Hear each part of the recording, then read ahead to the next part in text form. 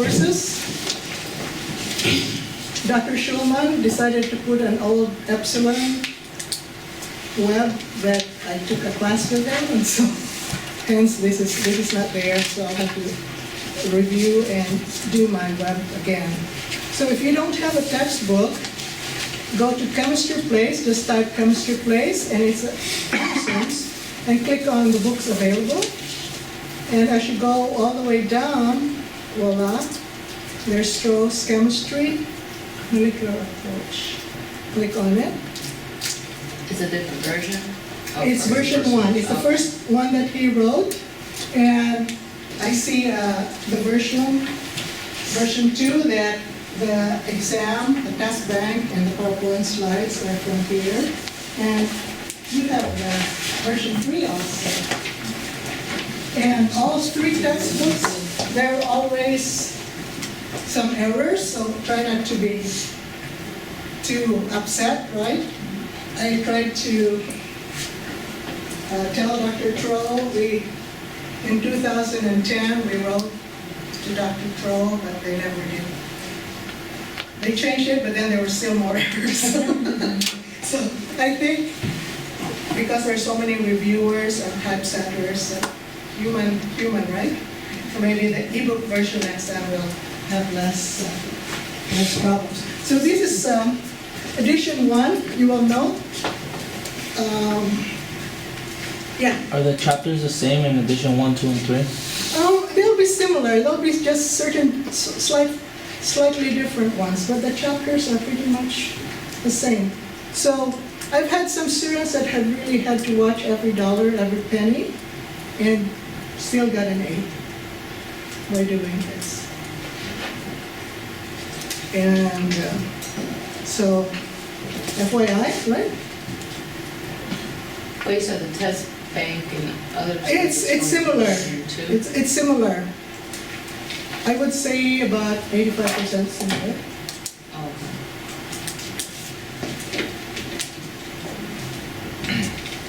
Okay, so let's go on to our chapter 1. So we have the second edition of Troll. And chapter 1 has to do with what is matter, and how do we measure matter, and how do we solve problems. So in chemistry, there's always a phrase, and this is really very, very important. Structure determines properties. So properties of matter, and if we say, what is matter? Matter is anything that has mass and occupies space, right? So I try to make some models of matter. Who can guess what this may be? Or this? I have one more.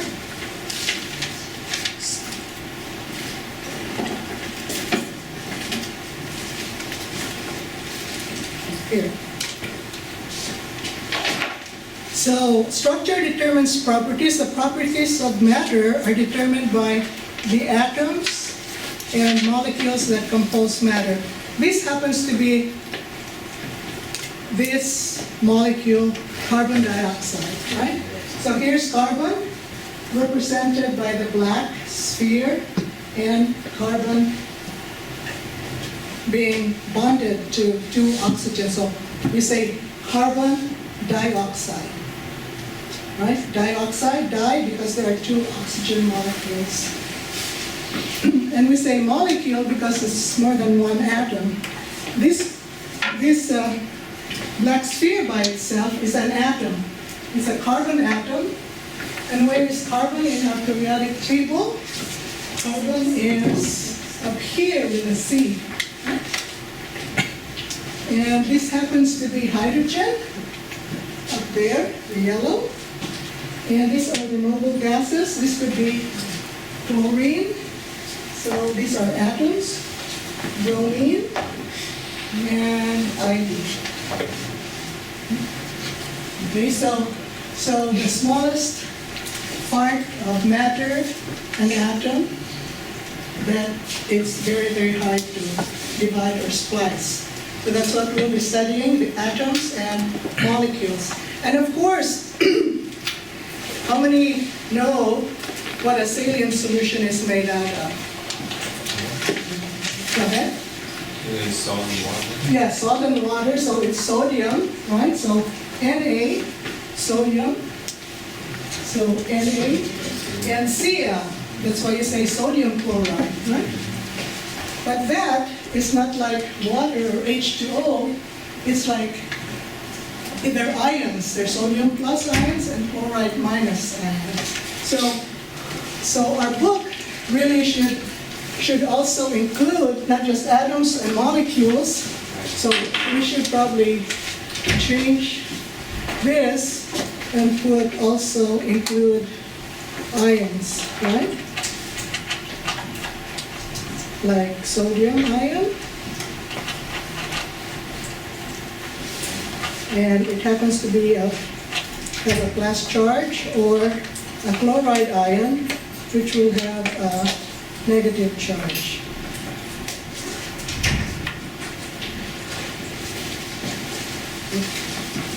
How do I get a super reactive? We'll just leave it as chloride ion, which is negative. So atoms are submicroscopic particles, the building blocks of matter.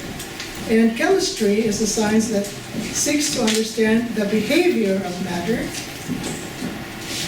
by studying the behavior of atoms and molecules. So in other words, when carbon combines with 4 hydrogen molecules, you have methane gas, right? CH4.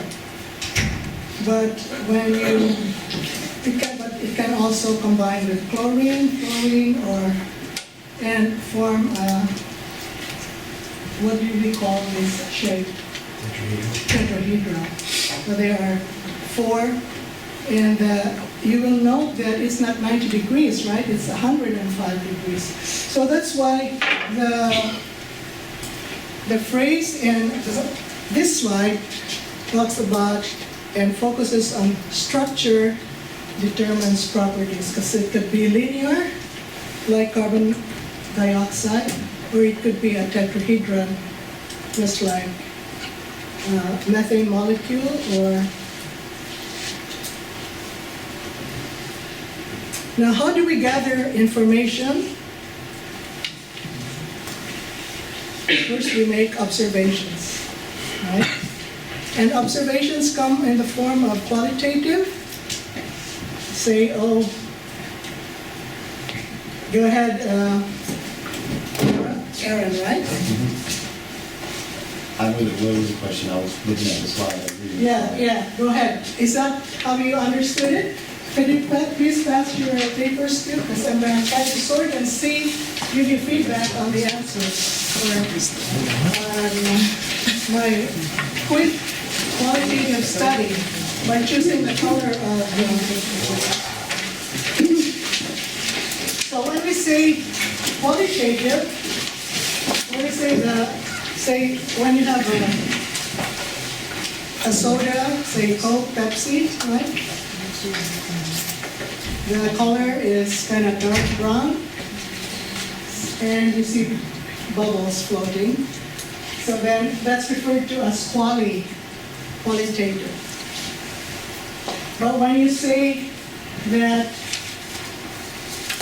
a can of soda measures 240 milliliters, it has 27 grams of sugar, that is quantitative. So when you have a number and a unit, it's quantitative. So make sure you know what's qualitative. It's more just descriptive, our observations. But quantitative is you're measuring something. So if I ask you, what is your height in centimeters? Do you know? You learn to convert that, right? Because you probably say, oh, how many of you are 6 feet? I wish. Okay, Okay, so we'll calculate your height, right? So 6.0 feet, and we'll try to convert that. How many centimeters are in 6 feet? Yeah, so can you pass that down to the person in front of you? Oh, very good. Can I get you to sort them for me? Sort the colors? Thank you.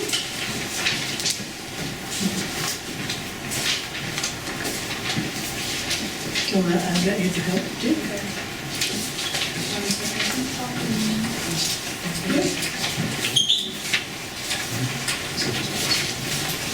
So any questions on the qualitative and quantitative aspects of chemistry?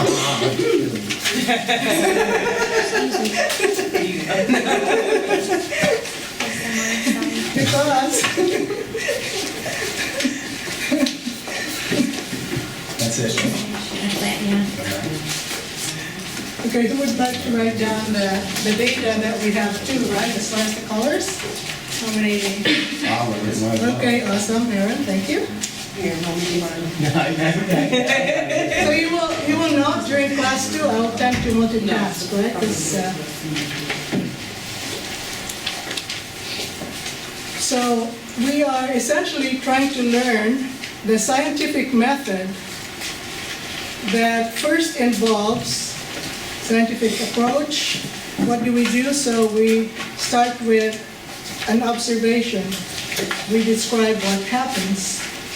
And then we explain why it happens, so we develop a hypothesis. Then we do some experiments so that we can either come up with a law or theory. But, for example, the conservation of mass, the law of conservation of mass, where matter is neither created nor destroyed in a chemical reaction, what happens to it? It is only transformed. Awesome, starts with a T. Great. So you do have a lot of prior knowledge, right? A lot of things about chemistry. So now we need to classify matter that is anything that has mass, right? And occupies some space. So we start off with the states of matter. What are the states of matter? Solid, liquid, or gas. I had some students in middle school who made a rap on the states of matter. and one was in the solid, yeah, that's not vibrated, right? And then the liquid was moving, freely moving, and while the gas was just diving, doing pirouettes all over the classroom. That was really cool. So do you see the difference between solid, liquid, and gas? But then, in science, we like to put information in table form. So then a solid, therefore is rigid, and maintains its volume, cannot be compressed, but does flow. So if you have oops, it doesn't work. Were you able to put the data? Oh, where do you want Yeah. to write it? Yeah, write it on the board there. Here, I'll give you that.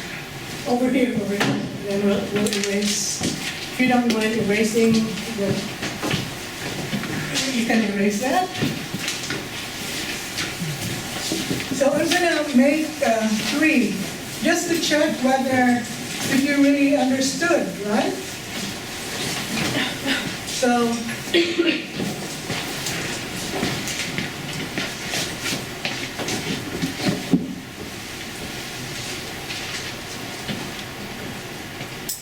So if this was like a block of ice, and this is a solid, right? Who can convert it into a liquid? Who can draw to show it fitting into a liquid, where a liquid assumes the shape of the container, not compressible, but yes, it does flow, right? Who can draw? Okay, awesome. What was your first name? Did you introduce yourself? I can't believe it. No, no problem. Stand by. No, I'm not. Go ahead. You were yellow? Two. And then just put your name on the board then. Awesome. You see that? Yeah, so put liquid, and then do the gas too while you're at it.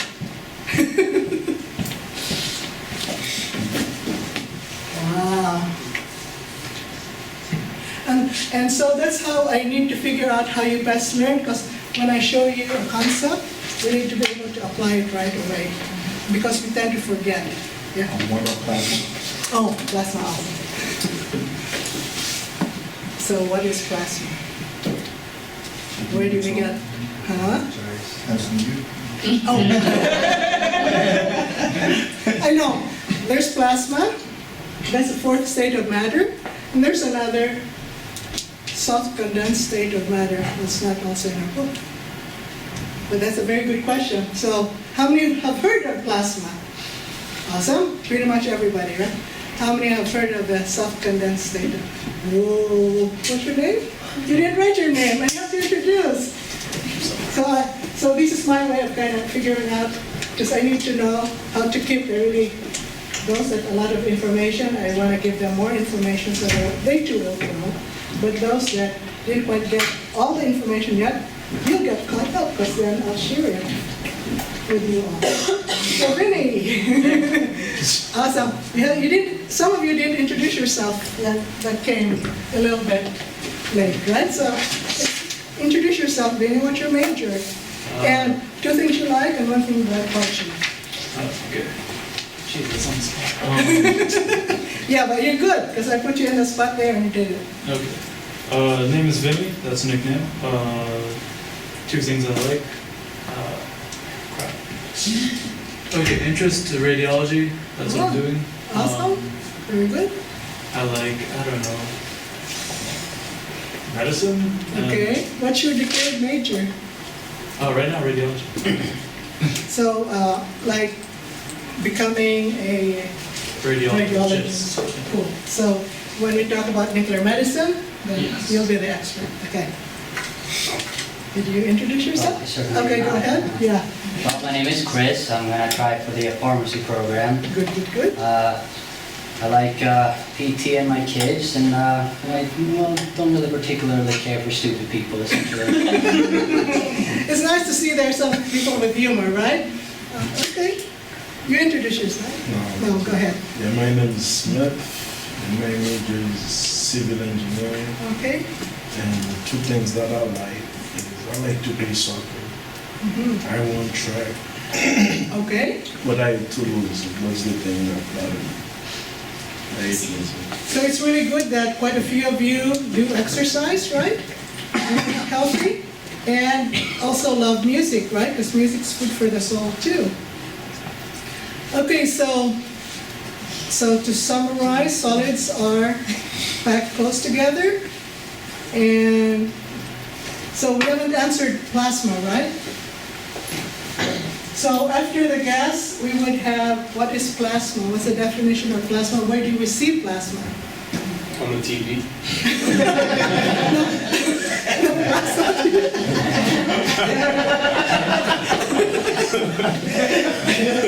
Because I've made a plasma of gas, right, in a plasma tube. It's similar to the plasma in the TV. And the plasma used to make us like pink. I was doing some research on it. So for us though, here in the universe, where's the plasma? Where do we find most of In the the core, right? On the sun. sun? Who said that? Yeah, the sun. You see the sun making helium? So when hydrogen and hydrogen atoms fuse together, you make the helium atom He. And so that's what we refer to as plasma. But what is a good definition of plasma? Does anyone know, or do you have one, Vinny? I'm super geek. So normally I always like to figure out what's a good definition of, because Wikipedia is really good, right? And so it's from the Greek word, anything formed. So I was actually trying to figure out what language it was derived from, because then again, when we moved to Florida, right, coming from San Francisco, so I decided to teach gifted and advanced kids in the middle school, while also teaching at Miami-Dade. It was a lot of fun. So we had a plasma thing where we would touch that, our hair would stand up and do all sorts of stuff. But the definition of plasma is really just ionizing gas. And so ionization, some effects are like lightning, right? And of course, the sun. But then, have you heard soft condensed state of matter? Really? What is a soft condensed state of matter? It's on Wikipedia. Okay. How many have heard of liquid crystals? Okay. So Alejandro, what's a liquid crystal? I just know that that's like in TVs, right? Okay, yeah, so it's in that computer. If you have a liquid crystal watch or TV or iPad, and guess what I worked on for 28 years? Liquid crystal display, soft condensed matter. So it has the properties of a liquid, but when you look at it in a microscope, it has crystal-like optical properties. And so that's why it's called soft condensed state. And in Greek, it's actually a mesophase. It's in between solid and liquid, right? So when you go to graduate school, you'll start. Okay, yellow 7, green 14, blue 11, and orange. That's orange, right? To guys, it's all the same. Exactly. As simple as possible. Okay.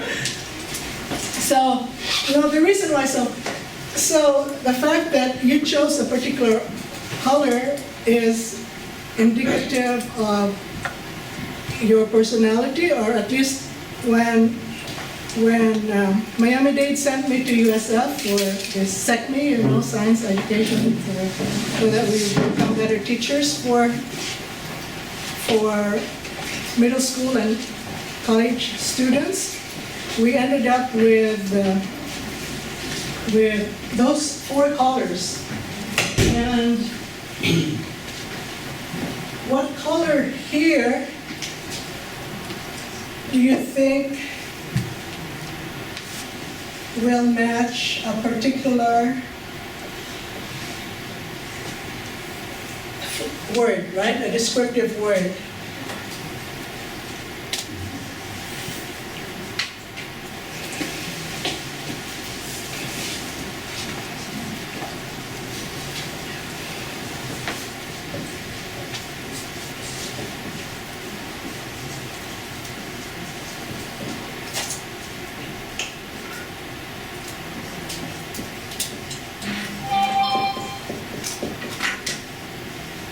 Who would like to match the colors?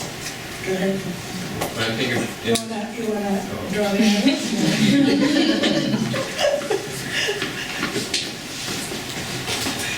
I'm just guessing. Oh, based on yeah, no, but I like to hear your comments, so do the arrows first. like innovation would be yellow. 'Cause I think You got about it right? because like a light bulb goes off. Wow. Like compassionate. Well, blue. Yeah. We're saying blue. We're doing a team effort. Whoa, who told you that? And then I'm gonna guess traditional to be green. The earth. I don't know. Passion. Like the sun. Oh, I'm sorry, my bad. I was looking at, because I was looking at the color green, Oh, okay? I'll say that, right? So, let me, so the compassionate blue, that's correct, right? Definitely correct. Orange, passionate, that too is correct. But now, we have a, which one do you think, because there's only two left, right? Just reverse them. So this just shows you that when you do your work, right? Make sure you look it over again. You'll see some itsy-bitsy little mistakes. Yeah. So, yes, in fact, innovator. These are the people, the green, right? So everyone might be here, but guess where the green is? Outside the box. Thinking outside the box. So they're crazy people, basically. Crazy in the sense that they're just so focused on wanting to change, right? So innovators, where is the bulk of innovation going on on Earth? Silicon Valley, right? And so, because I grew up in the Philippines, I can either be traditional, and say yes, yes, yes, or I can also innovator and say, no, I know this should be it. And it took a while. It took a few years to be able to be assertive and show. Because when I got my PhD, no one said, oh, whatever you're making is not a liquid crystal, no way. But I had to prove to them by the X-ray, by electron diffraction, all sorts of solid state and solution state characterization to show that, in fact, what I had was good enough to be presented at the International Liquid Crystal Conference in Stockholm. Wow. Isn't that cool? Right? Yes. Then immediately thereafter, I got a job. And immediately thereafter, after 10 months, I got another job offer. And within, less than a year, another job offer, and so forth, because just keep on thinking outside the box. So let's continue on with our different states of matter. So for all intents and purposes, as far as our text is concerned, we will just be working with solids, liquids, and gases, right? So when we talk about gases, what are the gases that we're talking about? So definitely a lot of this, right? And so this, when we write carbon dioxide, you saw the model, but you see here, there are two bonds, right?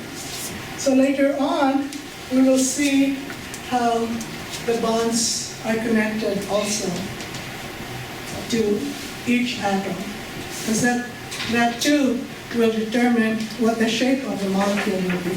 This happens to be nitrogen. And our atmosphere and the air that we breathe has what percent nitrogen? 70%? Huh? 70%? Yes, around 71%. Yeah. And then after that, oxygen, and then of course carbon dioxide, argon, all sorts of all the other gases. So yeah, and two, what happens if our air was mostly oxygen? What would happen to us?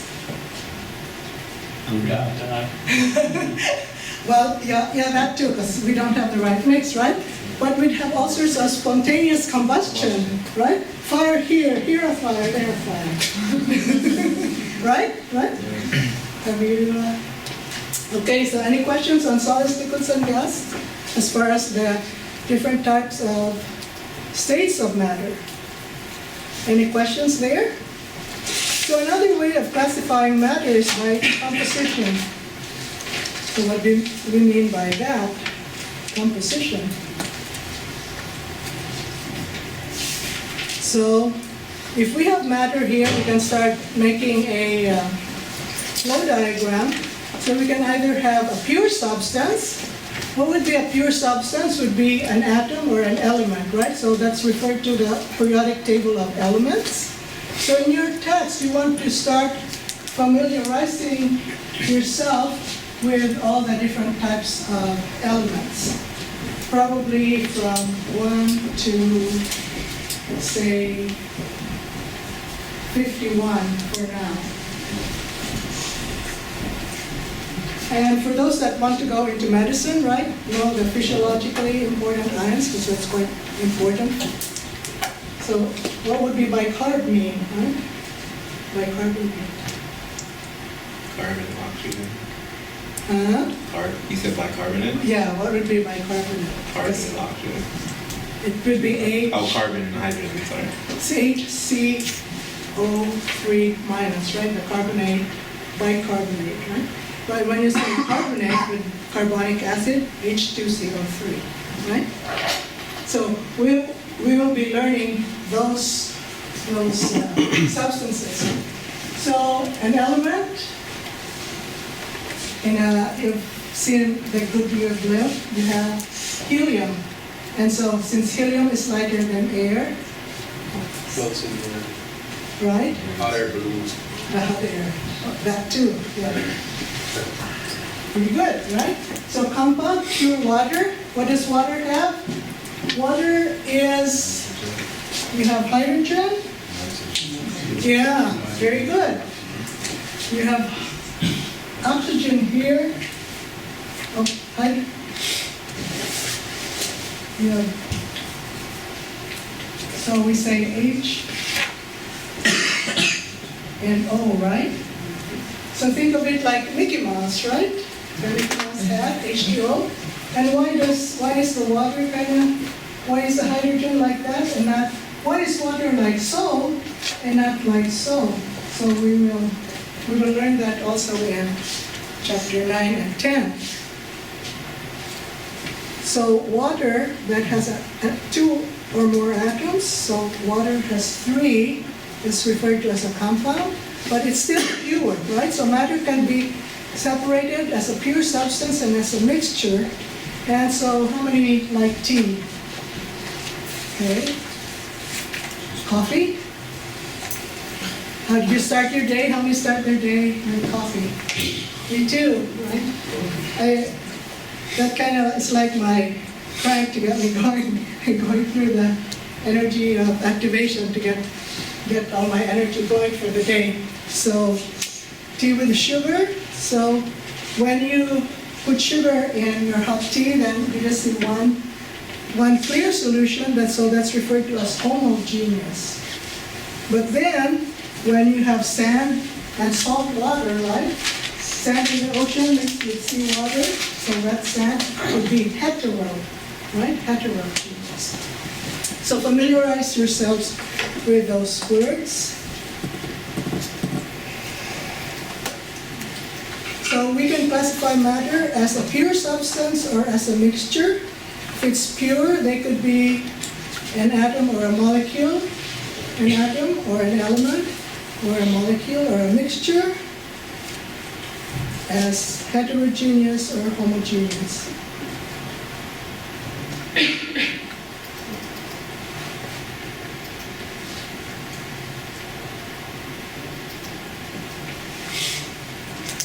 So pure substances that can be broken down or decomposed are called compounds.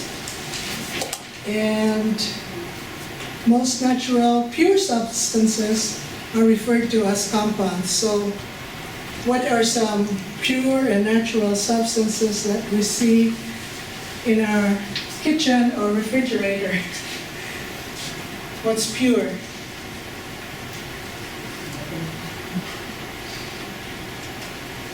Go ahead. Oh, I said nothing. Oh, they're all, yeah, because when you open your refrigerator and you see orange juice, you look at the orange juice and it's filled with, because it's not freshly squeezed, right? So, yeah, so what would be the pure ones, you think? Fruits, yeah, so fruits, right? So you can peel an orange and make the juice as well as the fiber from the orange. Honey, right? That should be also. Apples. What about processed meat? No, right? Is that good to eat nowadays? They say not too good anymore too, right? Yeah, so a lot of things, so we'll have to check with some of the nutritionists here once we go to and talk a little bit about food. Or how many are that are in nutrition that want to say something about pure substances or mixtures? Or any nurses that have to do IVs and stuff that want to share?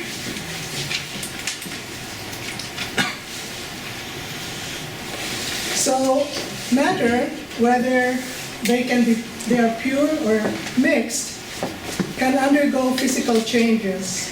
What does physical change mean? So if I have a sheet of paper, or see this cardboard, it's a cardboard, right? But I can tear it. So that's a physical change. But then if I get some matches, or I can set it on fire, right? Then it'll turn into ashes. So that's a chemical change. So burning something would be chemical, but tearing something still physical. Atoms so in a chemical change, atoms just rearrange themselves. So we will see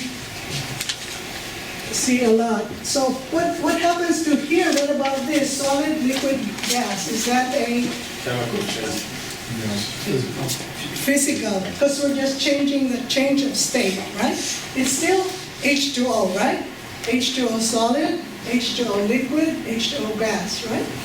So we call gas vapor, right? So here, in fact, physical changes. So as we're boiling water is a physical change because water molecules are not split apart, right?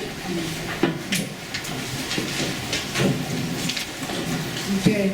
So chemical change is, we're quite familiar because we go to the beach quite a bit, right? So you may have walked on the beach and seen a rusty nail, but then you go to Home Depot or so and you see nice, fresh, brand new nails that are silvery gray, right? So when iron, Fe, so see where Fe is? Iron? Yeah, there you go. So an iron atom, Fe, is transformed, undergoes chemical change by weathering, right? Reacts with oxygen in our atmosphere, then we would get iron oxide rust. So you make a new product or whatever Yes, substance. yes. Just like when you're silver, right? You have, how many have silver? And they tarnish, right? Mm-hmm. And then it's silver sulfide because it reacts with sulfur also. Where would sulfur come from? It's also in our atmosphere because if we are burning or coal mines or even just all sorts of sulfur can come from many forms, even acid rain for some of you that may have heard of that too, right? So we'll talk about those chemical reactions. So you understand the difference between physical and chemical. So if I wanted to make, next time I'll bring some more models, but I can definitely make from here an oxygen molecule. You will note that gases tend to occur as diatomic, right? They're not happy unless nitrogen is N2, unless oxygen is O2, and chlorine will be Cl2, bromine will be Br2, iodine will be I2, And you'll see why when we talk about bonding.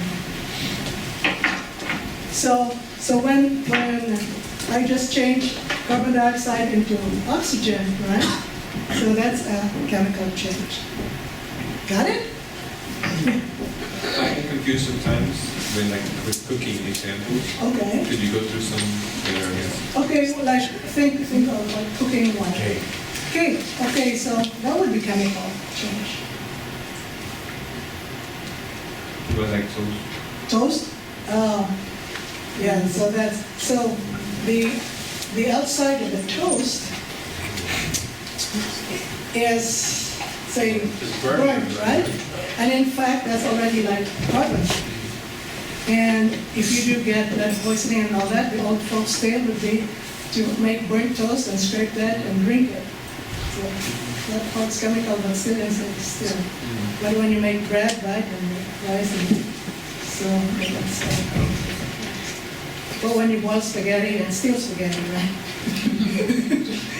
And the sauce, there may be some changes in the tomatoes, right? Because depending on what you put in, because once you put vinegar in and add something. So let me show you something really quick, right?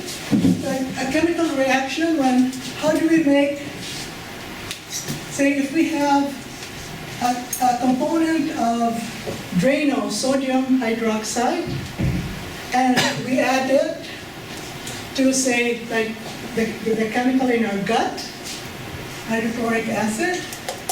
So we form, so if this is a plus, yeah, we form sodium chloride and water. You're right, you do have water.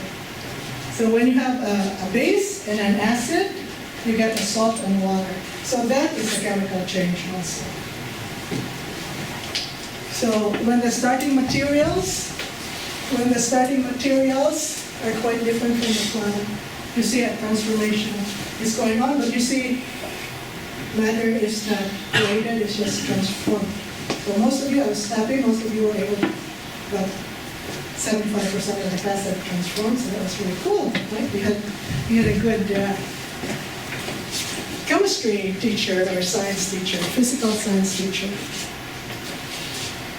So now we know all about chemical and physical properties.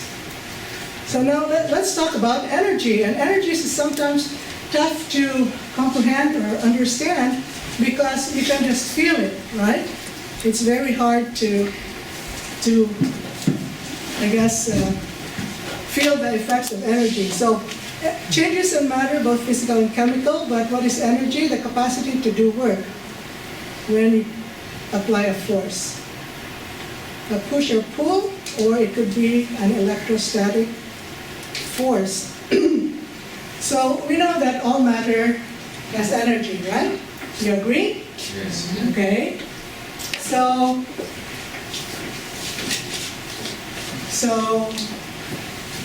right now I'm holding these two marking pens.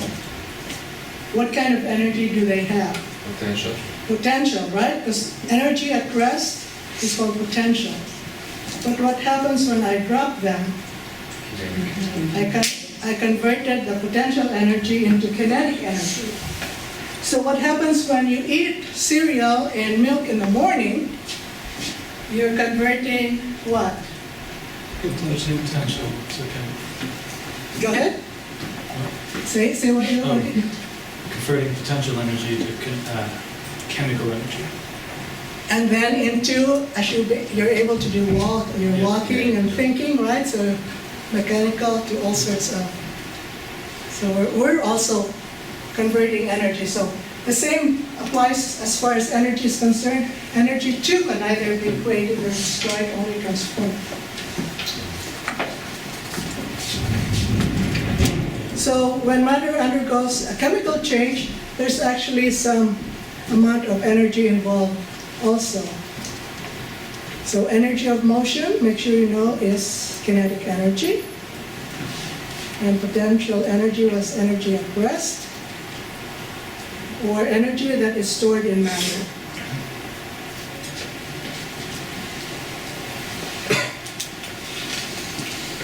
So the law of conservation of energy.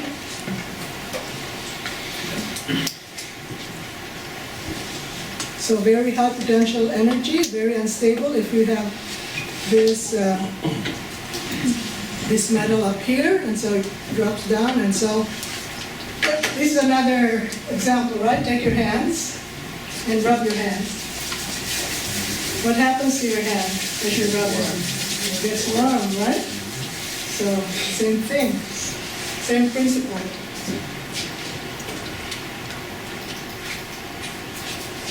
So changes in energy.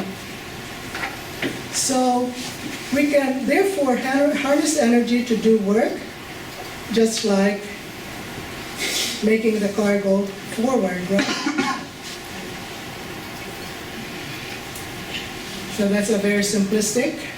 So now we go to the big kahuna of tonight's lecture. Standard units of measure.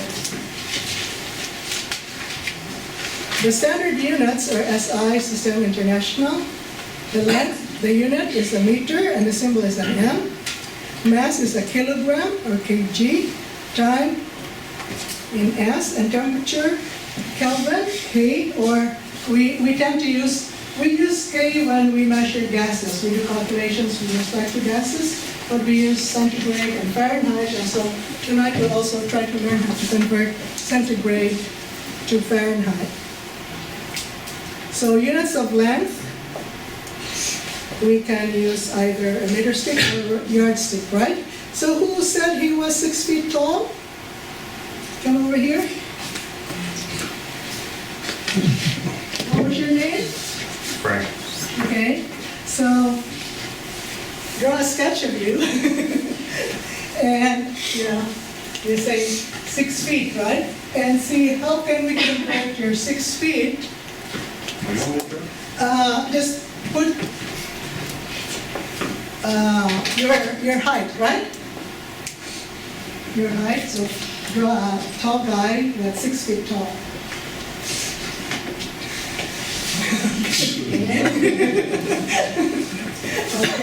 Okay, so how would you measure from the top of your head, right, to the sole of your foot? Awesome. And where would you put the 6 feet? So this would be, okay. So you think when you were measured in your doctor's office, was it 6.0 or 6.1 or 6.05? What do you think it was? We'll just try to guess, right? For some of you, you know your feet. You know how tall you are, right? So write it in your sheet. And so how can we convert feet to inches and to centimeters? Okay.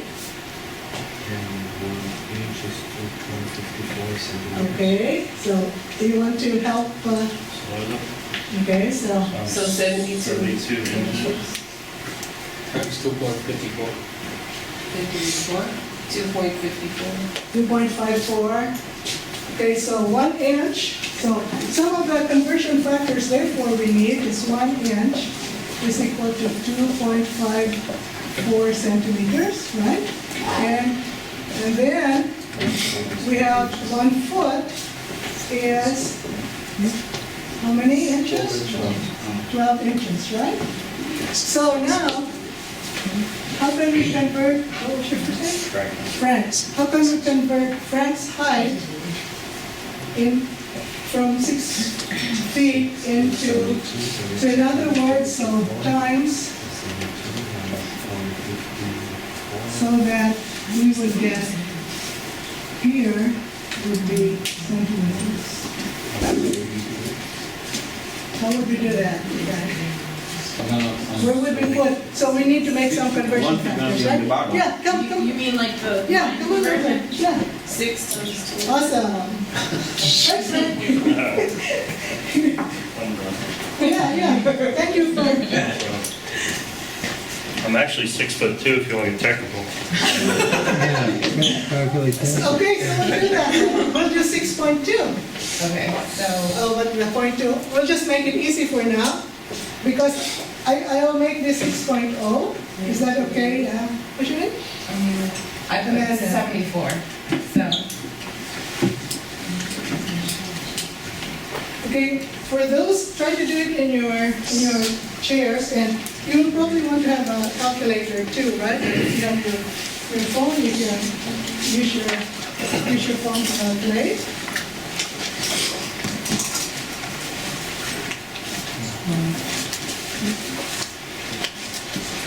Thanks, by the way, Frank.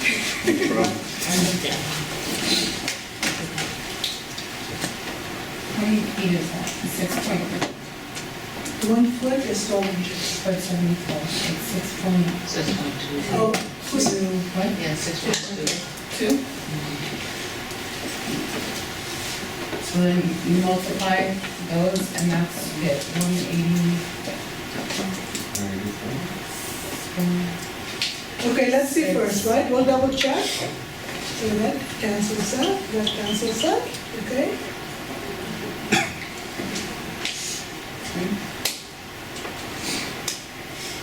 And then you got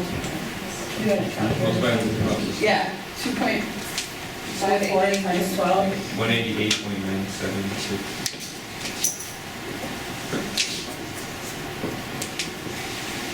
Nine. 976.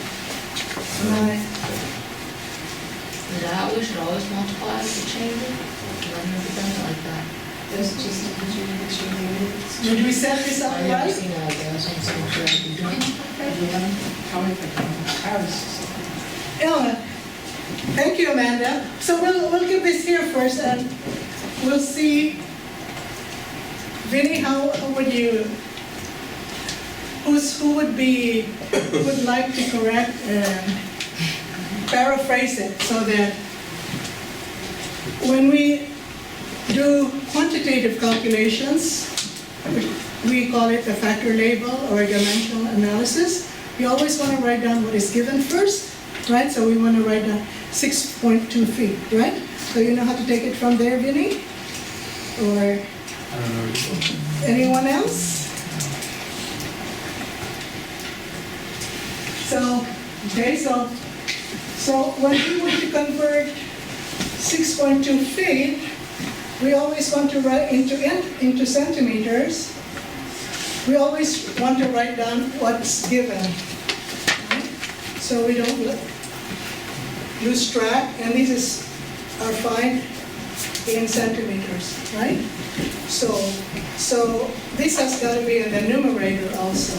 So then we just use our conversion factor, and based on the conversion factors, then write down the ratios. So if we want to cancel feet, and we see feet, 1 foot is equal to 12 inches, so where should we put the foot? On the denominator. So then we put 12 inches here, right? And so there. You're correct, right? I did it backwards. There's some backwards, that's right. Yeah, so this is like the foolproof plan. No errors if you do it this way. Right? So if you put 12 inches, so now we cancel the foot, right? So now we want to cancel the inch. So how should we cancel the inch? By putting the inch, right? And then 2.54 centimeters, right? Did you all see that? See how easy that is? Yeah. It just like falls into place. You don't even have to think. you just put in the units. Right? Wasn't that easy? Yeah. Made a believer out of me, right? Yeah. And so that's really all we do when we need to convert some unit to another unit. How many of you are, yeah? Can you do that a little bigger, please? Huh? Like, can you do it a little bigger? I can't really see from. Oh, let's do one here. Let's do your height here. Do you know What? your height? Yeah, 5'10". Okay, let's just say 5 foot for now, right? Because we want to make it easy, or? So, would you like to come up front and set it up? Then you'll really understand. And when I kind of know your name, I do I do give, I do give points for coming to the front. So you got some points today, Frank and Amanda. Of course, you too. Okay, there we go. So you want me to just put 5? Yeah. Just we'll just make it simple, right? Alright, so what's the next? Oh, okay. So for 5 feet. So that's the given. But we want to write down our conversion factors, right? So what will probably be given to you is that 1 inch. But when I was teaching at Miami-Dade, they wanted the students to remember that 1 inch is equal to 2.54 centimeters. And that 1 foot is 12 inches. In other words, 2.54, right? yeah. In other words, you were not given those conversion factors.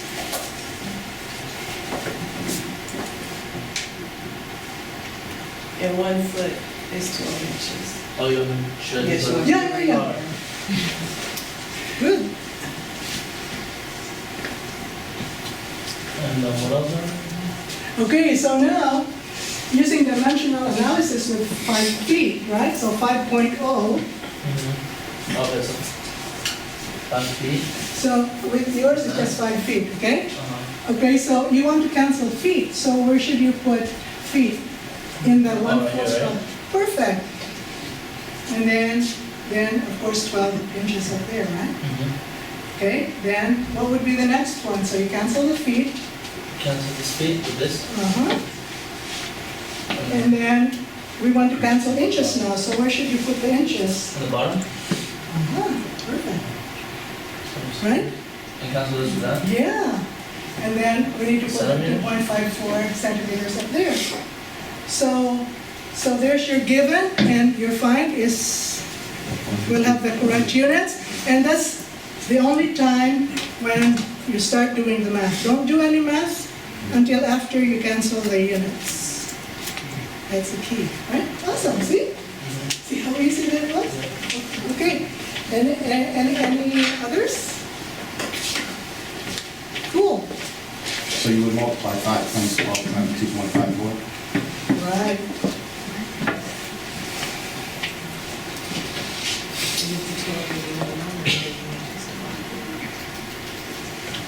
And so, of course, we don't use much time yet because it's in 1046 where we do the kinetics, right? And for those that have taken calculus also, it's the rate of change, right? The change of, say, the reactant concentration with respect to time. But our time in the SI units is in seconds. So then we go to temperature. So rather than remembering that degree C is F and so forth, I just help the students with this. I just change the degrees F to find degrees F would be 1.8 degrees C plus 32.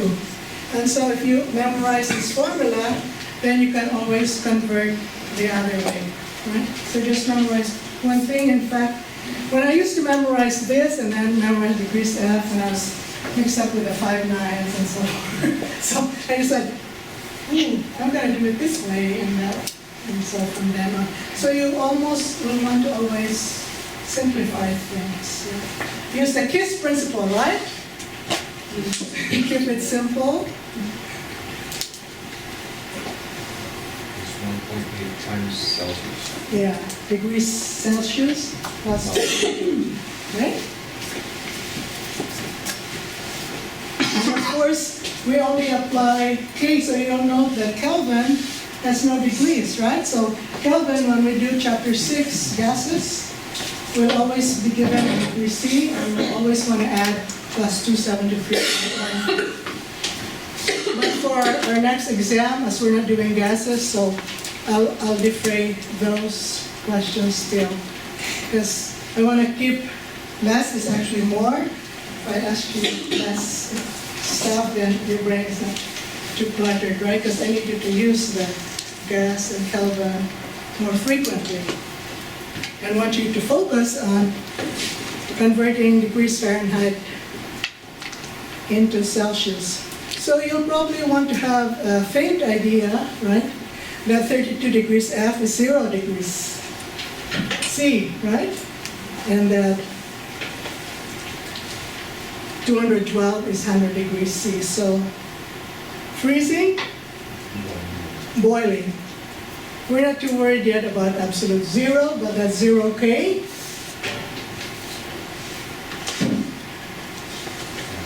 And I have a really cool talk about that in chapter 6. So a Celsius degree is 1.8 times, so therefore we'll just use that formula. Degrees F would be, and so let's see if we can convert. So in other words, converting degrees C into F, we're gonna avoid the Kelvin, right? So we're just gonna take it all the way down to, so 40 degrees C into, who would like to do that on the board using the formula?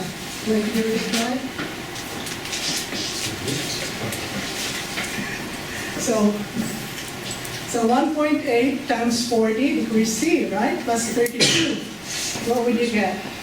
So then you have degrees F, right? Yeah, just put it right down, put it down and make it equals. So you put times 1.8, then 40 degrees, right? Because we are given 40 degrees. So given 40 degrees C, 5 degrees F.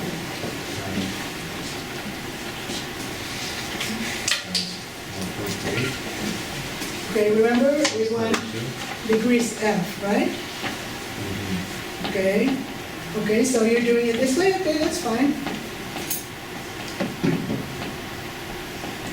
Okay. Yeah, so this will be degrees F, right? And so what do you get? 104.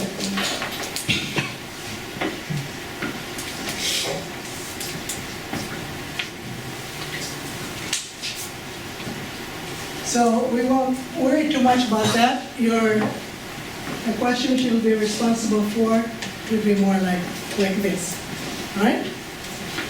Okay. So none of this either yet.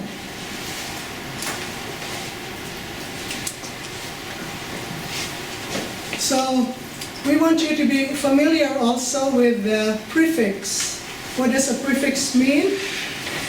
When we say centi, centi means 1 over 100. So I'm gonna, can I do this? Because I might write on the board, right? So this centi, right? This is actually 1 over 100, right? So 0.1 is actually 1 over 10. This one is really 1 over 1,000. So you get the picture? Yeah. So think of, say, like a ladder where you have your 0 going up and going down. So this is where our, say, 1 over 10, 1 over 100. So these are 0.01. Oops. Should be 0.1, 0.01, right? And then this one would be 10. So this would be 10 to the 1, right? Or 10, 10 to the 2, or 100. So if you kind of picture it that way, and so you have your centi, So deci, and then so kilo is 1,000, mega. Nano is 10 to the minus 9. So nano, make sure you know nano, micro, right? And who knows the reason why they changed instead of micro? They're putting it into MC now. Because a while back there was an actor whose twins were overdosed with heparin because the colors were the same for the adult and the kids. And so they changed, because it's very hard to read a doctor's penmanship too, so with mu, so they changed it to MC, just for microgram of something instead of Greek letter. So make sure if you see this or this, that means that's the same, right? 10 to the minus 6, so this is very important. And milli, right, 1 over 100. 1,000, 100 to the 10th, then 1,000. So any questions there in the prefixes? So that's quite easy. Normally, I think I give you I'll bring a table of physical constants and a periodic table that you'll be using for the exam, so you'll familiarize yourself, right? So another physical property we like to measure is the volume. So if we have a cube and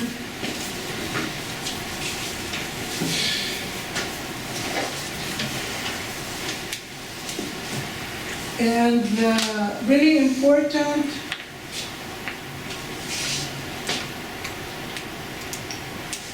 so how do you measure the volume? So you want to multiply the length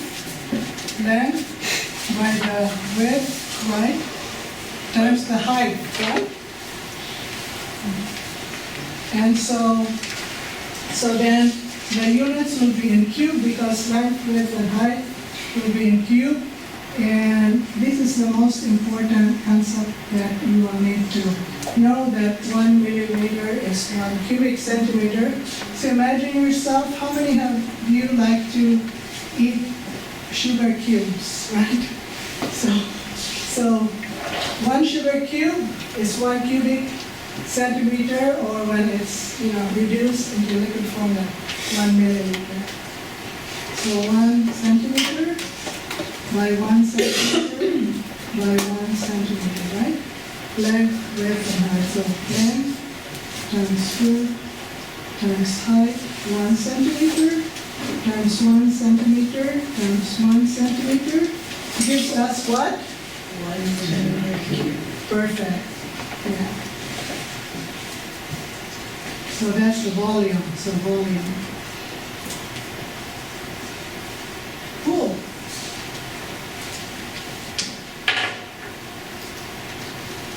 And so then we have two types of measurements. We can measure the volume, or we can also measure the mass, right? So mass can be in pounds. When I first came to this country, the first month, I gained 20 pounds.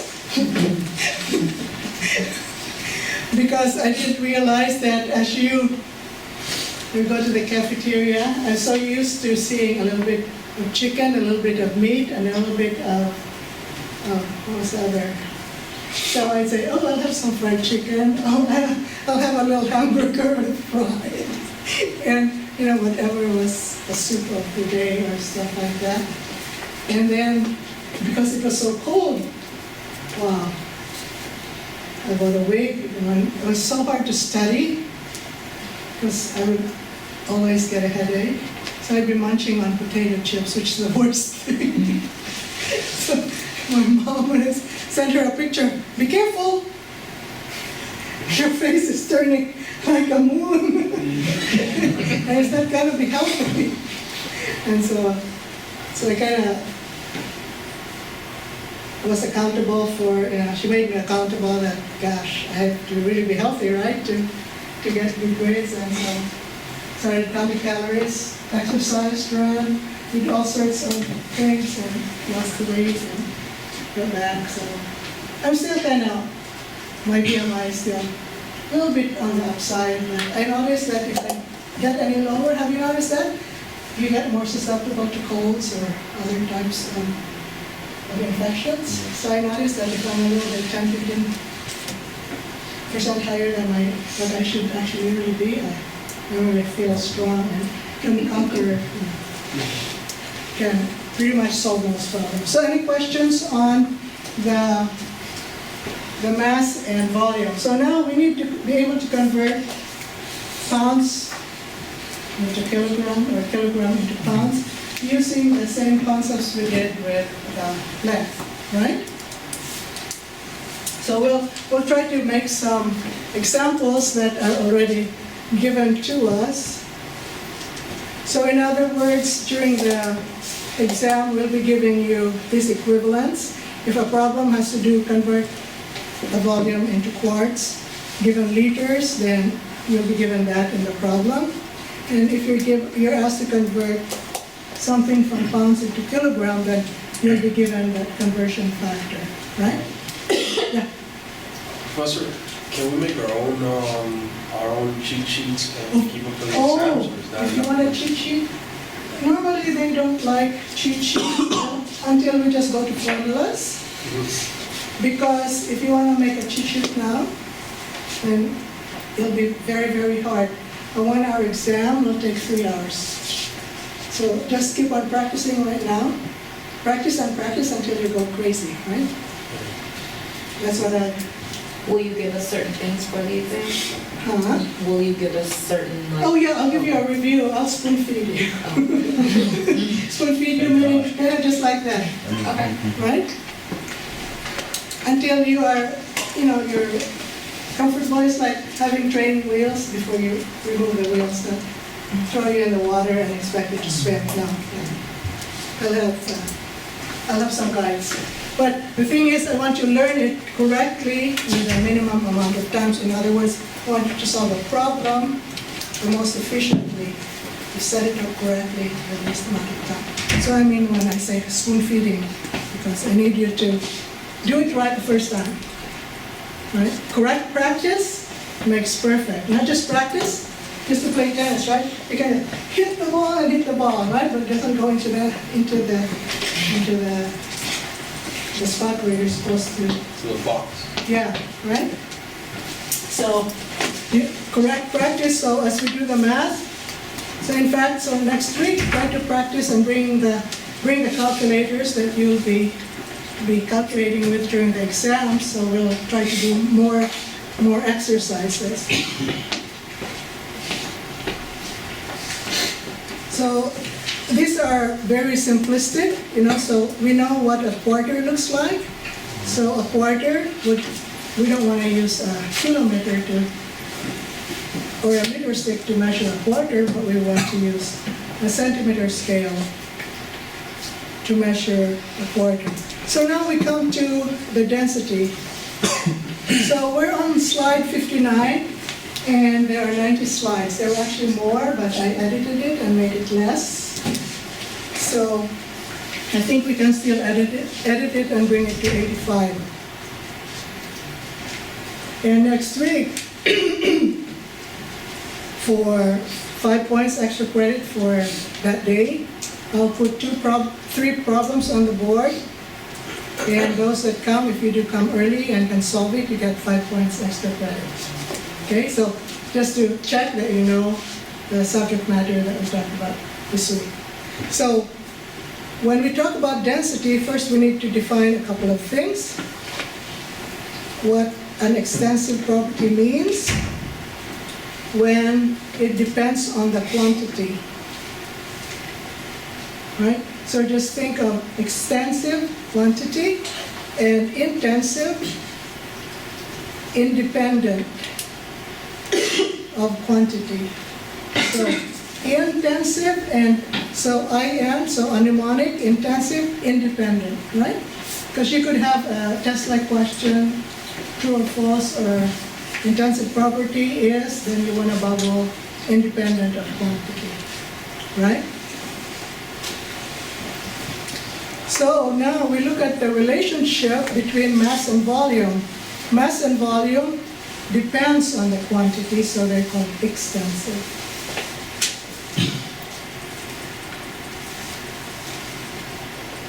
So if we look at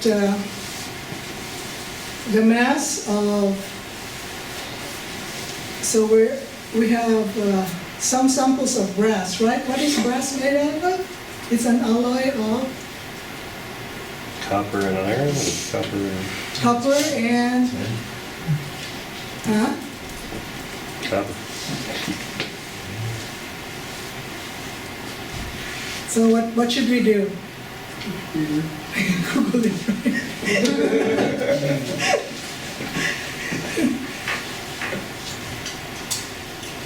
Because like, you don't really have to remember everything, right? Copper and zinc. So where is zinc? Zinc is Zn, right? So copper is Cu, and Cu, right? And zinc is Zn. Do you find them? Yeah, right next to Awesome. So there's copper and Zn. They're right beside each other, right? Number 29 and number 30. So, and that's the brass in our candelabras, or where else do we use brass? I know we have copper cooking. In aviation, we use brass to when we have to hit sensitive metals. Oh, okay, So, awesome. we don't oxidize the part itself. Really? Oh, Yeah. cool. Thank you. So we have different types of measurements of a brass sample, where if it weighs 20 grams, the volume is 2.4 cubic centimeters. So if we go all the way down, so you'll note that as the mass increases, the volume increases too, right? So we can actually plot it, mass over volume, and we get,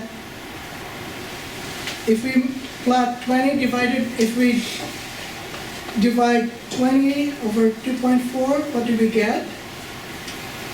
If we divide the mass over the volume, we get a property called density that is independent of the amount. And density is a very, very, very important chemical property of substances. Okay, so you will see a lot of calculations to ask you, given the density and the volume, find the mass. Given the volume and mass, find the density. Given, so you could be asked 3 or 4 different questions. So density, therefore, so if density, if mass is in grams, and density is in, let's say, milliliters, right? So therefore, what would be the units of density? Would be grams per milliliters, right? Or if it's for solids, right? So if it wasn't ml, but it's grams, but it's cm cubed, so therefore we would have grams per cm cubed. You see that? Where the gases would be grams per liter. So you want to recognize that G stands for grams, L stands for liters, ml stands for milliliters, right? Milli means 1,000, 1 over 1,000 of a liter.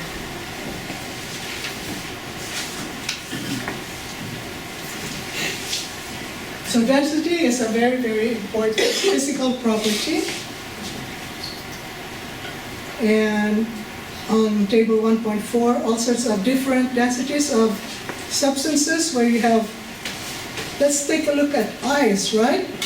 Ice has a density of 0.917. What's the density of liquid water? 1.0, right?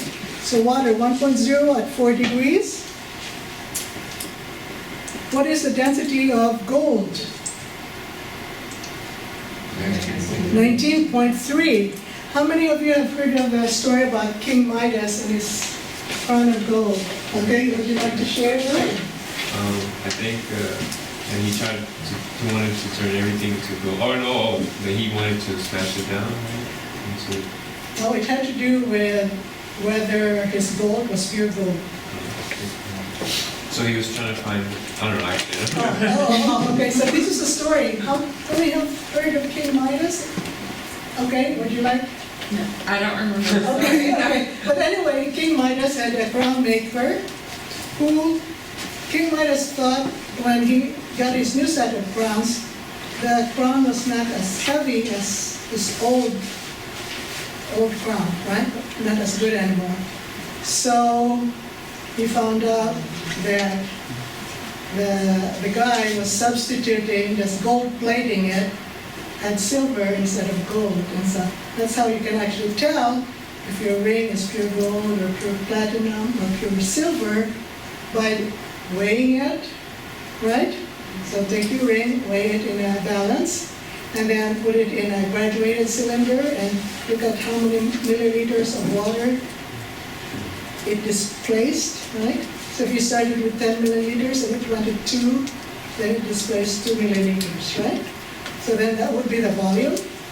Because it's very hard to measure the length, width, and height of a ring, right? It's an irregular object or a stone. So then, because of that, you found out, so he was puffing his head, right? He was cheating him, right? He was hoarding the gold somewhere else. So, hence, chemistry, understanding chemistry, and how to do the math is really quite important to survive in our society, especially if you're really good in math, then you can make better predictions on how your savings, on how your mortgage, how much of that you have when, say, you retire, right? Or if you plan to retire. Or if you want to work. I want to work until I'm 100.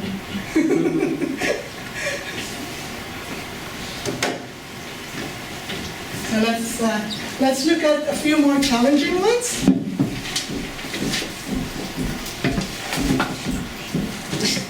So, okay, here's the ring problem, right? So if a ring has a mass of 3.15, and so see how Tro has set this up really nicely, because you write down first what you're given, and you're given is a mass of 3.15 grams, right? And just to get us kind of cute, I'll make that green and make the given green also. That way. And then we want to find the density. So we'll make that a red, which is also in grams per cubic centimeter. So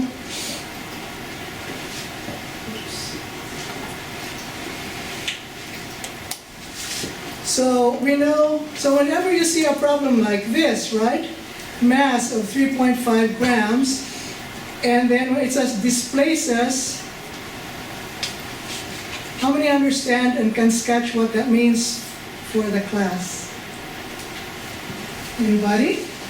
So if, for example, I have, say, a graduated cylinder here, and we'll just say it's a 5, 10, 15 milliliter cylinder, right? And we drop the ring, and it displaces only, so I should make this, sorry. 1, 2, 3, 4, so 5. So this is 1, and so 2, 4, 6, 8, 10.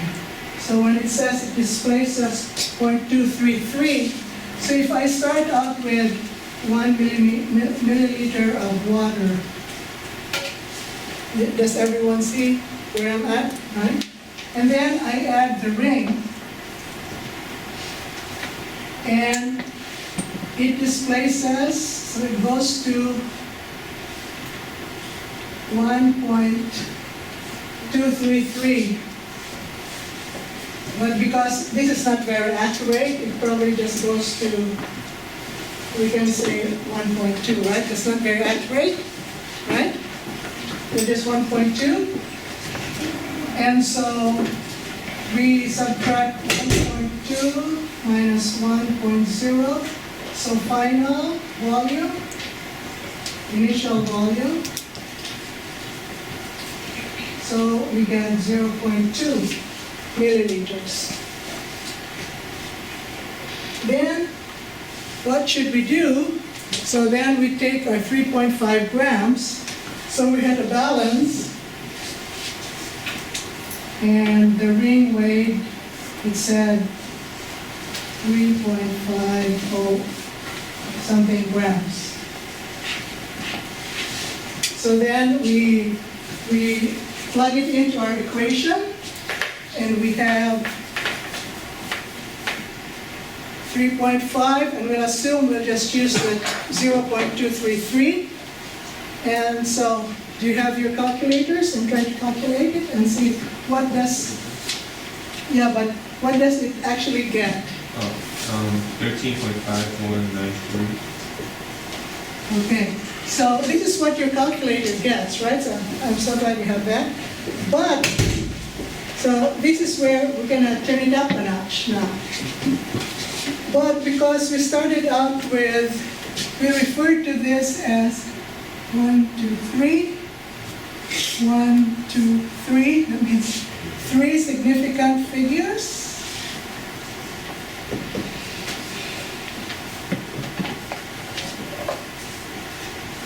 And this one also has 3 sig figs. So therefore, our answer needs to be in 3 sig figs. And look, we have 3 significant figures as our answer, right? You got it? And also a tip, do not, when you get these values here in class or in your exam, don't do what I did, don't round off the 2.233, right? Don't round off anything until after you do the math, until you got your find. So the final and correct answer needs to be reported to the correct significant figure. So in other words, we're only really as good as our data, right?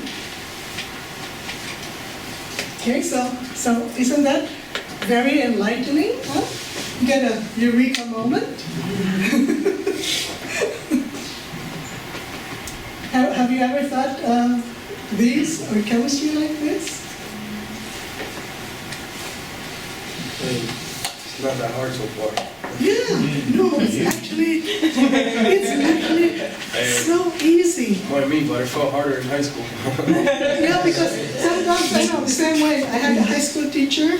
She always says, because that's the rule. And so when I got to graduate school, and the professors would always keep on calling on me, instead of giving the right answer, and I knew the right answer, I would give the wrong answer because I was so scared. And so imagine you taking an exam because you're so scared and you already feel negative about solving problems, right? So instead of bubbling the correct answer, because you're feeling, oh gosh, this is, then you end up bubbling the wrong answer, right? Because you over-tricked yourself. So when you read multiple choice and stuff, and then you do the math, always trust your, what did I learn, how did it come about? And a lot of you said that music, you like music, right? So when our daughter was growing up at UM, she found out that, believe it or not, she would have a physics exam, an electrical circuits exam, chemistry exam, and CAD exams. All her classes would be all on a Friday, her finals. And so what she did is, Mom, I found a way to remember. I would play different music themes when I'd study, so as I actually go through the problem, all the music, and think of the examples, and it calms me. It calms my mind. It gives me my stress down. Oh, that's really a neat idea. I'd love to. So bear with me in the next second or third, PowerPoints.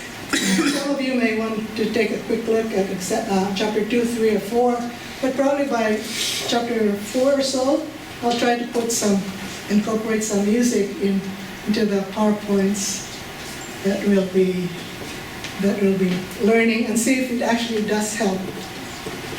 I'm trying to do a qualitative, right?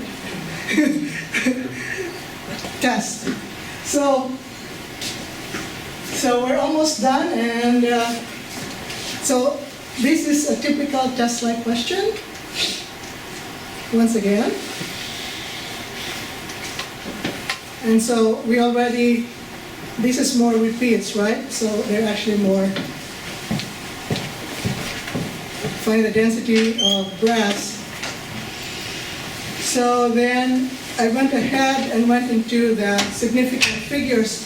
What do we mean by significant figures? You see, when we do actual experiments, we are limited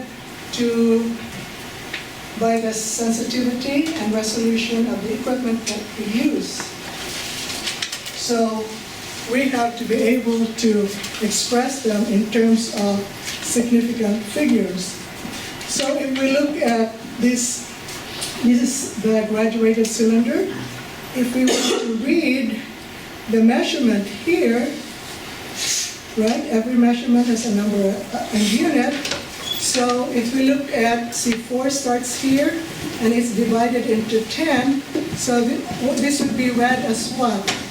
So when we read with the meniscus also, we read from the bottom, not the top, right?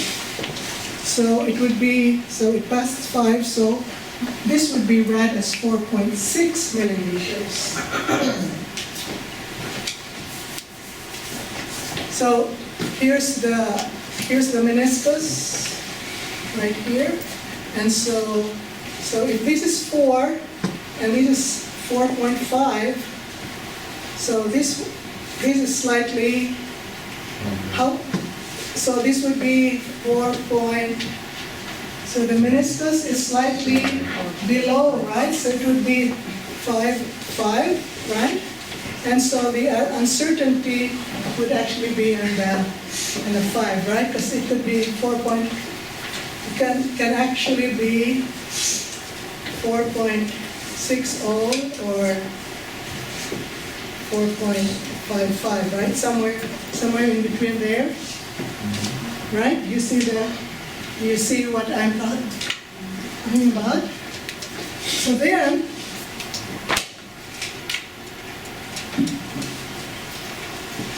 when we look at a balance, so this is still, we have balances now that are digital.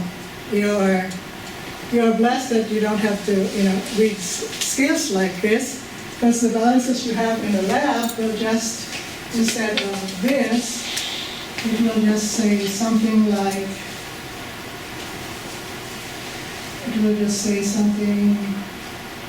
so if we're weighing something, we'll probably say, because our balances are probably sensitive to the thousands. Well, this one says we're just reading for a gram, and our estimated reading is 1.2. But then another type of balance. What do you think is that object? Pistachio, yeah.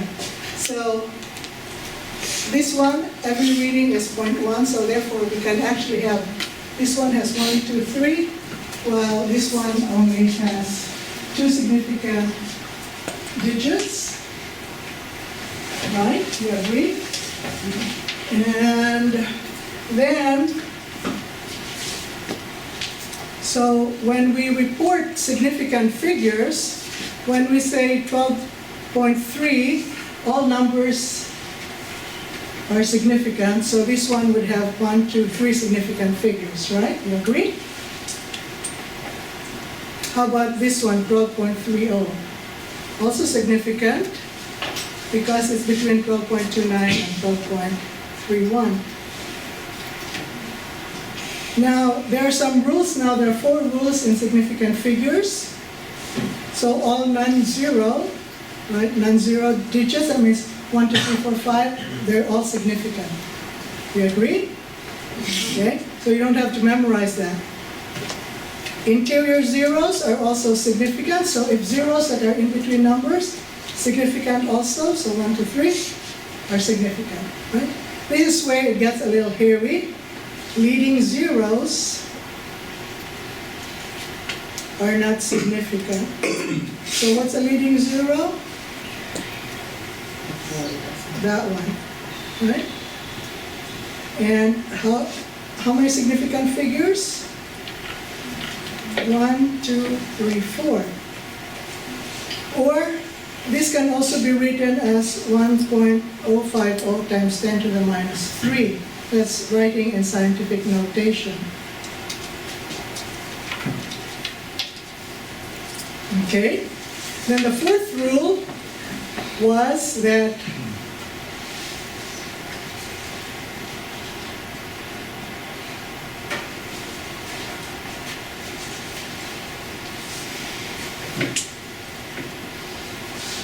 if you're actually making a measurement, so you have a, like so, some say may or may not be significant because depending on what you're measuring. But as far as what will be concerned, we're actually taking measurements, so we'll make them significant, right? Trailing zeros before a decimal is always significant.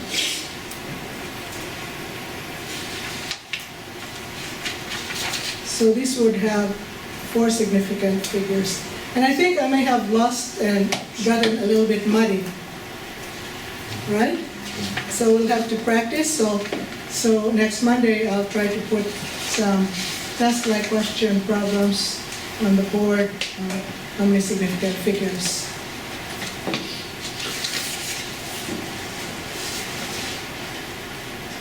And so my point is, I don't want you to spend too much time on the significant figures because there's like 3 or 4. But when you do density calculations, right, and height calculations or weight calculations, make sure you round off to the correct significant figure. That's the most important thing that you need to take away tonight. So do you use the number that has the most significant figures? Is that The least. The least. So in other words, like, for example,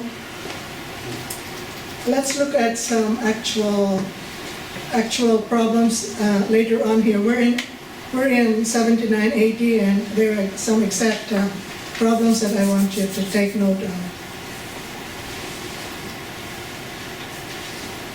But before we go into that, you also need to understand what's the difference between accuracy and precision, right? So how many of you have played the bullseye? Okay. No one else has done? Or do you know what I'm talking about? Can you give me a dart? Okay, so here's a game, right?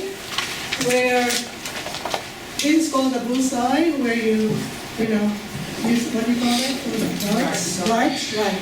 So if I threw darts and they ended up like so, do I have accuracy? Do I have precision? Neither, right? Because it's kind of spread out, right? But what happens if I have them here? Do I have accuracy? Yes. And precision, right? Because they're right there. What about if I have it like that? Yeah, precision. Your precision was all accuracy. Yeah, Okay, so I think you get the picture. So rather than reading all these words, right? So when you read, okay, accuracy is an indication of how close the measurement comes to the actual value. So if this, let's just say this is like 125 points. So if someone, this is say A, and another student did this.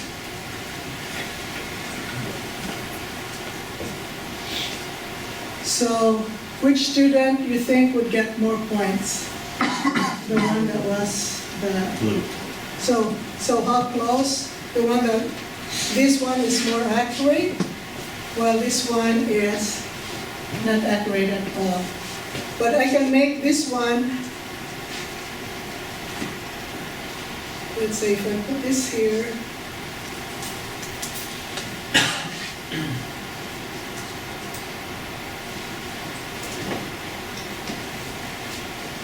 you think precision, so that's all subjective, right?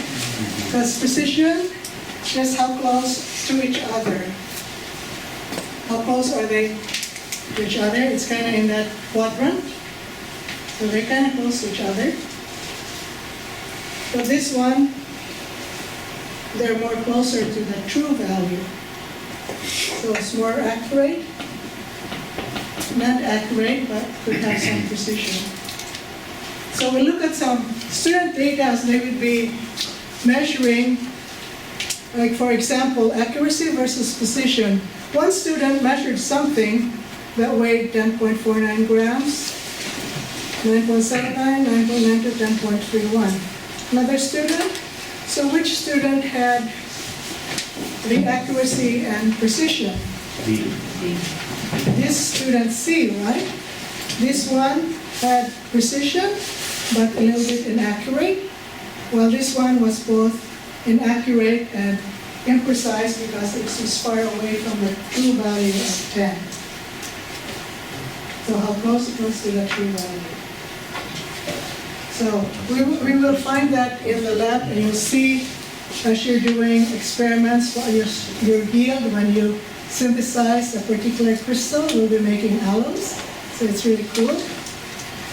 Crystal could be as big as sparkly as a diamond, but it's really. But it's not that. Yeah, our lab, in the 1045 lab. So I teach the 1045 lab on Thursdays at 4 here. And so I'm glad they gave me a lab and a lecture. So we'll review the dimensional analysis again, right? This is the most important takeaway I want you to have tonight. So when we say dimensional analysis, we need to be able to convert the dimensions or the units from one unit to another. That's why we call it dimensional analysis, because the dimensions, the units, right? And so if we have, for example, how would we convert 30 milliliters into quarts? So you say, oh, I gotta go from milliliters, but milliliters into quarts, because I've been given that 1 liter is 1.057 quarts. So what do you do first? You write down what's given, right? Write down given, 30 milliliters.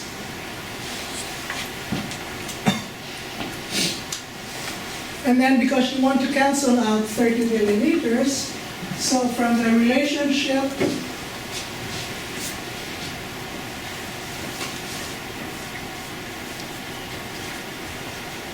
that 1 milliliter is 0.001 liter. So you want to cancel the milliliter. And then now you're left with liters, and you know that 1 liter is 1.057 quarts. So then what do you get as far as the actual numbers.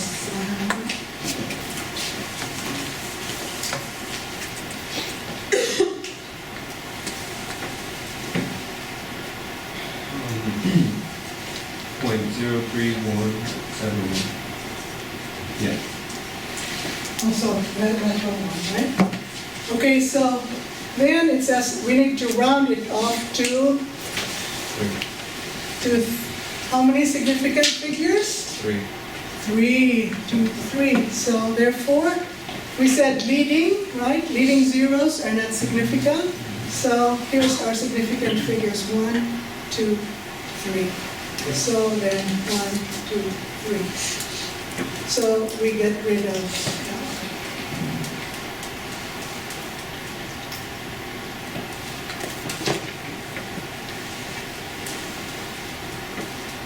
And one good thing to take also by doing calculations like this that you've never done before, the more your brain does something totally different, the thicker your accents become, because the neurons that fire together work together. And so by just doing this, you'll be better. You'll end up, it's a discipline to be able to do better things. And I'm challenging myself, right, because I've done all these problems and to keep me from getting bored. So what am I? I'm doing something totally different. I'm learning how to code. And I'm learning how to write like Mozart. Because the more I exercise my brain and do things that I've never done before, the more neurons will start. It's like if you want to build those muscles, your biceps, you gotta work those biceps. And have you noticed, like the softball players and soccer players, they have really heavy, there lots of muscles on their thighs and stuff, but you see the basketball and volleyball players, how they're so tall and elevated, because they're always doing 1, 2, 3, their layups, right? Or spikes, right? So, yeah, so you can actually change your just the way you're thinking. And I noticed just by doing that, I just started it actually 2 days ago. Normally by this time I'm so tired and my brain's fried, right, after an hour. I feel like I can go 17 hours right now and enjoy some funny. Just because I listened to this data analysis, economics and data analysis, just trying to predict why a lot of people, instead of going to med school like a decade or so ago, they decided to go into Wall Street because they could make more money. And they did. And now but then now because of our economy, right, so they're losing it too, so it's really tough. So it's nice to be able to understand and cut down on your losses, right? Mitigate your losses. And I figured out how the rich people get richer, and because they can be bearish and bullish on a certain market. So that's another, I'm kind of digressing here, but I was saying that I noticed that 4 or 5 of you didn't have a predisposition for math, but make it a passion. I gotta do a little bit of a density problem, right? How would I solve a density problem? So Monday, I'll give you a couple of density problems also. And here's a couple more that I'd like you to take a quick look at. I haven't showed you how to write in significant figures because I want you to focus right in scientific notation. And what do we mean by that? So most scientists, rather than writing a lot of zeros, so 1, 2, 3, 4, 5, right? So when we want to write something like this in scientific notation, we would just say 1.0 times 10. I'm just going to put a 9 here. Well,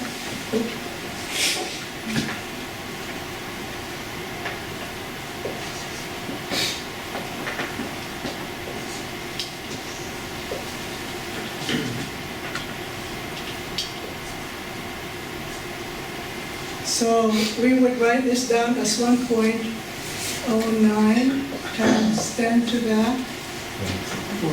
So 1, 2, okay.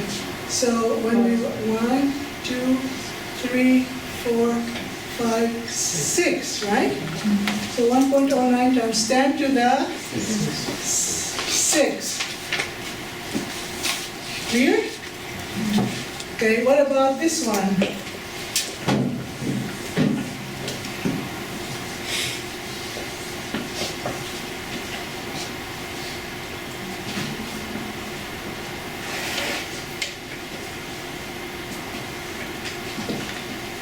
Okay, what would be this one?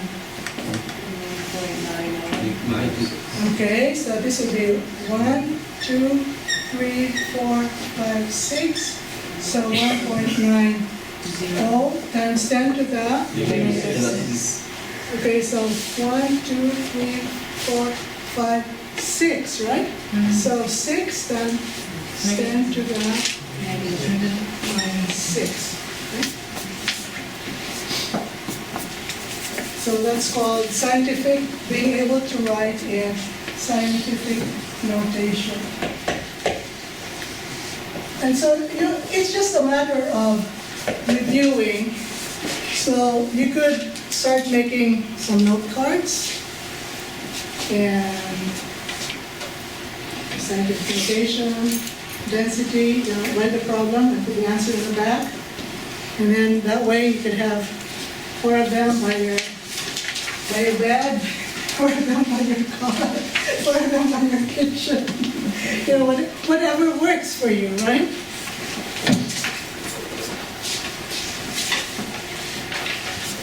Okay, so here's a density problem, but no, this is not a density problem. Oh, it is a density because it's giving you the density, right? So the problem is actually should have been written as what volume does 100 grams of marble occupy if the density of marble is 4.0 grams, right? You see that? So in other words, if the density is 4.0 grams per cubic centimeter.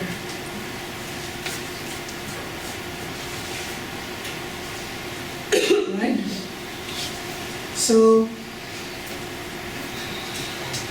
So then here's your given, and there's your find.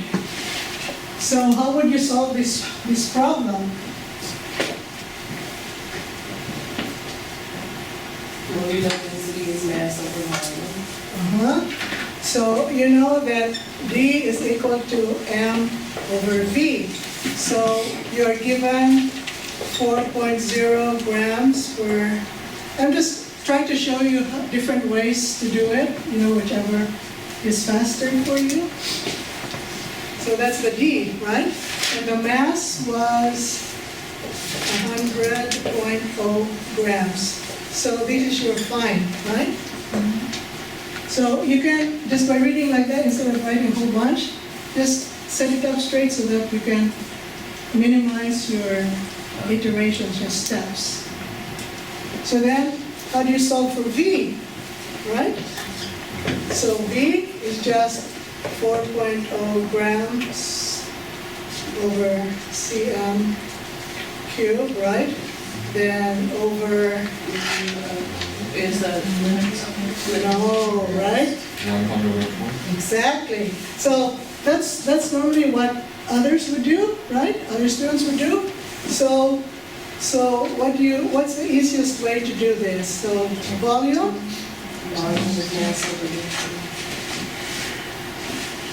so volume would be m over d. So therefore, right? Right? So volume would be 100 grams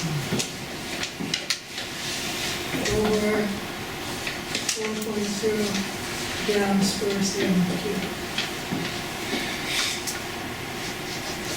And what do we get? So it would probably be best to set it up that way, right? Because you cancel the units, and then you should have your cm cube here. And I think you get, do we get 25? Yes. Yeah.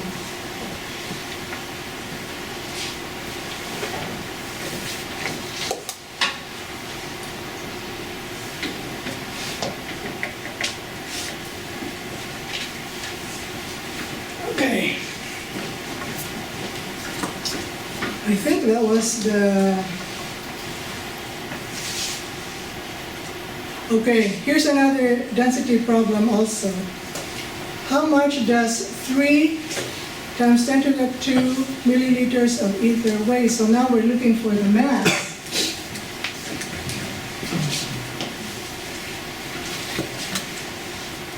So we're looking for mass. So what would mass be? It would be D times V, right?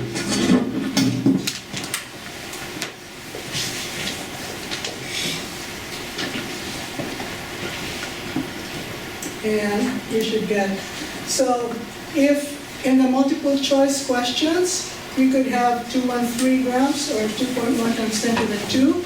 So this would be the best and final answer. If you have both, you show both, then we should bubble this one. Okay? Any questions? That's it? But I'm going to tell you the results of our data, right? So, how many? I have it. Oh, you have it, sorry, thanks.